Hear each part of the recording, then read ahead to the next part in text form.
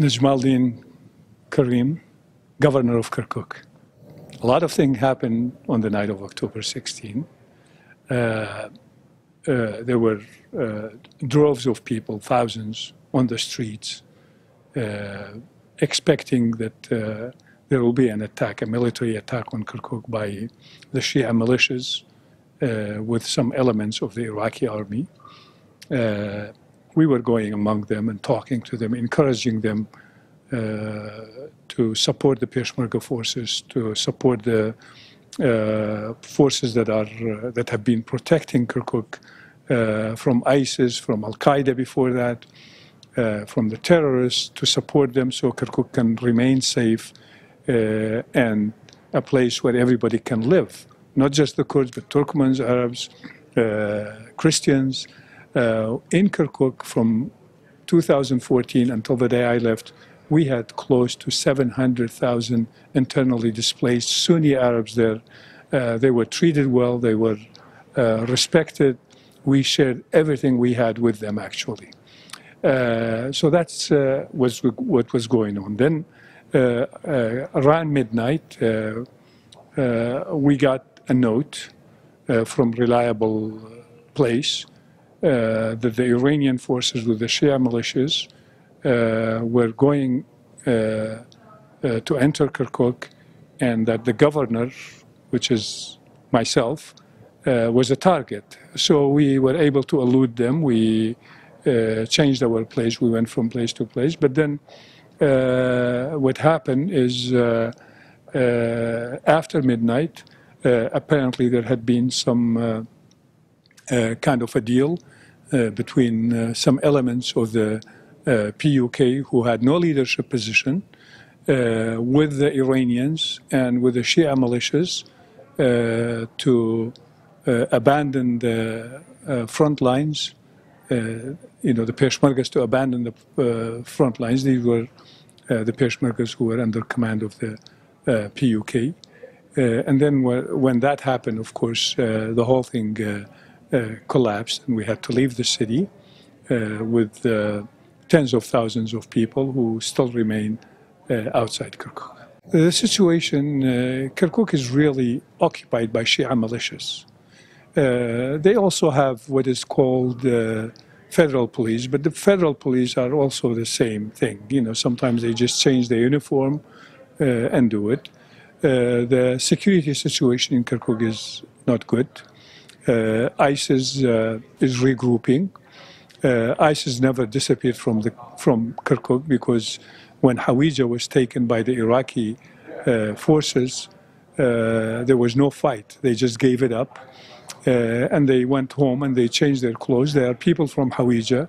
A lot of them are sleeper cells in Kirkuk itself. I'm just afraid that what we saw happen in Afghanistan after Taliban was overthrown, and how they regrouped and how strong they are now, the same thing could happen in Iraq if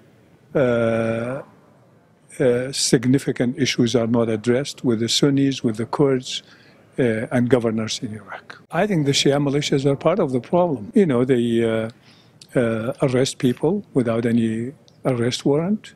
They take money from shopkeepers, from traders. Actually, nobody can run a business now if they don't pay a faction of the Shia militias. It's not just one group. You have the Turkmen Shia militias, you have Asa'ib al-Haq, you have Badr, you have different. Everybody has, people are sick and tired of them. And of course, as far as services, electricity, trash pickup, it's in dire situation. Kirkuk now is, they are removing Kurdish directors from offices and replacing them with mostly Arabs, but also Turkmens, Shias only, not Sunnis. Well, I've been meeting people in the last few days. I've met Deputy Assistant Secretary of State. I have met, among others, the President's special representative fight against ISIS in Iraq and Syria, and others, and we're meeting with think tanks, we're meeting with senators, congressmen. I don't know if green light was given, but I think the mistake that was made was with regard to the referendum. I think the strong objection from the State Department to the referendum was a mistake, because the referendum, the President Barzani made it clear that the referendum does not mean declaration of independence immediately. It was the same thing that the State Department and the U.S. administration wanted, which is to enter negotiation with Baghdad to discuss outstanding issues and find solutions for them, like Article 140, like Peshmerga issue, like oil, and all the other things, borders and all that. And the other thing, in Kirkuk, we made it clear to the people of Kirkuk that holding the referendum in Kirkuk does not mean we're drawing the boundaries of Kurdistan. We're just letting people to give their opinion about an issue, what should happen.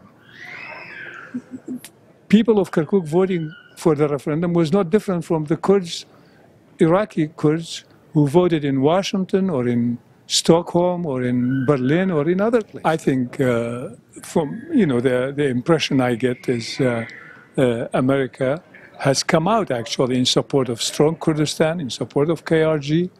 They do that, and they have played a role in, for example, opening the airports and even with the salaries. But we need U.S. support. We need U.S. commitment to strong Kurdistan and also to a democratic federal Iraq as well. We need that. And also, U.S. has a lot of interest how things happens after this election, forming a new government. Who's going to be prime minister? I think the Kurds have a lot of say in that.